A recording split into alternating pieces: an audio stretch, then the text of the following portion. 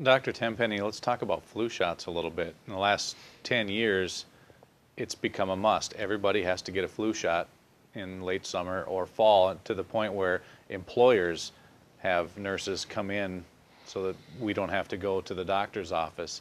And the flu shot is different every year, and we hear it's the best guess as to what might be the popular virus this year. Doesn't sound very scientific, very does scientific, it? no. It's not. And even the CDC says it's a educated guess at best. And they pick 3 viruses every year that go into the flu vaccine. The process starts sometime in January, and how they pick those 3 viruses, that they look at what was the most prevalent virus in circulation in Southeast Asia last year.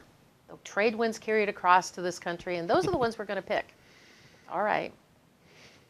And in the flu vaccine, they give 2 strains of influenza A and 1 strain of influenza B. And so those 3 viruses, and they sort of, some years you'll have these 2 will stay the same and they'll change this one, and next year they'll just change this one. Never do they change all 3 of them.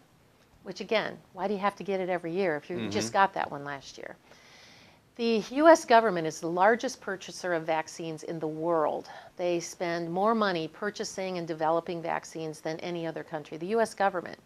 The Center for Disease Control, the CDC's annual budget, more than 32% of their entire budget is on vaccines, and a big portion of that is on flu shots. And it's interesting to me how they don't seem to know the science when it's out there.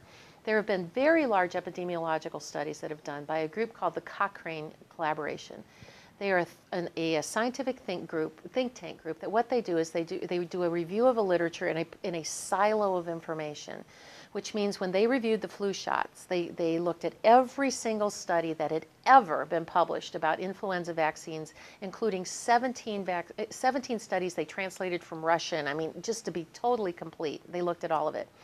And after they did, and they've done this twice, they did it in 2004 and they did it again in 2006.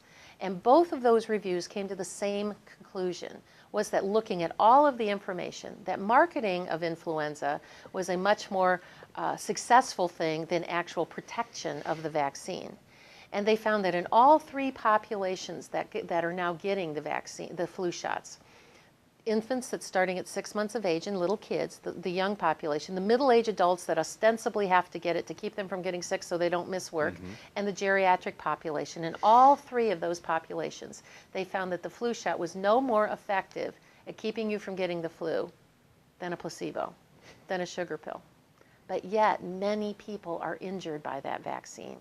At least 70 people a year can contract Guillain-Barré syndrome, which is a permanent paralysis. It can cause a permanent disability in the arm. It can cause seizure disorders. It can cause a litany of types of health problems that employers are unaware of.